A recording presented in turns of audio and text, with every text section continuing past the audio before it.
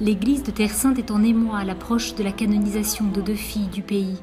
Dans une semaine pratiquement aura lieu la cérémonie de canonisation des bienheureuses Marie-Alphonsine Gattas et Mariam Bawardi, qui sera présidée par le pape François le dimanche 17 mai à Rome.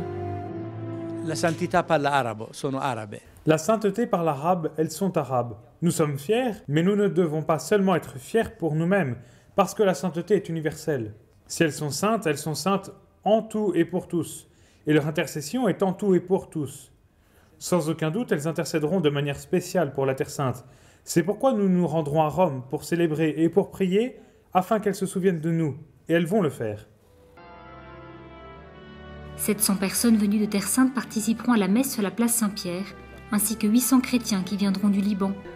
Pour ceux qui ne pourront être à Rome, a été organisé un programme complet d'initiatives présenté lors d'une conférence de presse au Christian Media Center à Jérusalem. La conférence a été tenue en présence de Monseigneur William Chomali et du Père David Neuhaus du patriarcat latin, de la supérieure générale des Sœurs du Rosaire, Mère Inès Al-Yacoub, la congrégation fondée par la bienheureuse Marie-Alphonsine, du Père Dobromir Jastal, vicaire général de la custodie de Terre Sainte, de l'évêque Melkite Jules Zérey et du Père Peter Fellet, secrétaire de l'Assemblée des ordinaires catholiques de Terre Sainte.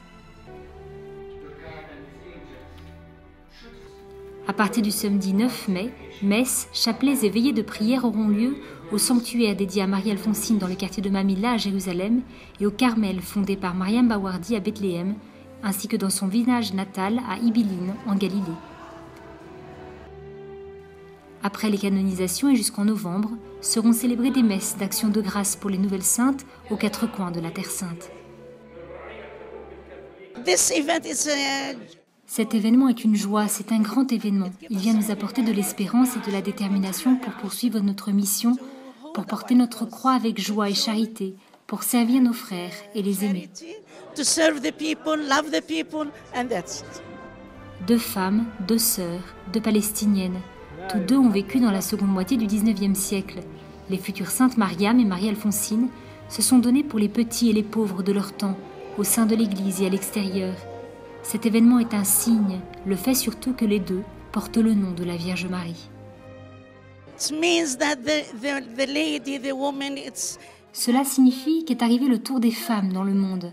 Elle n'est plus mise à l'écart, elle peut apporter quelque chose, elle peut devenir sainte et peut enseigner au monde la sainteté.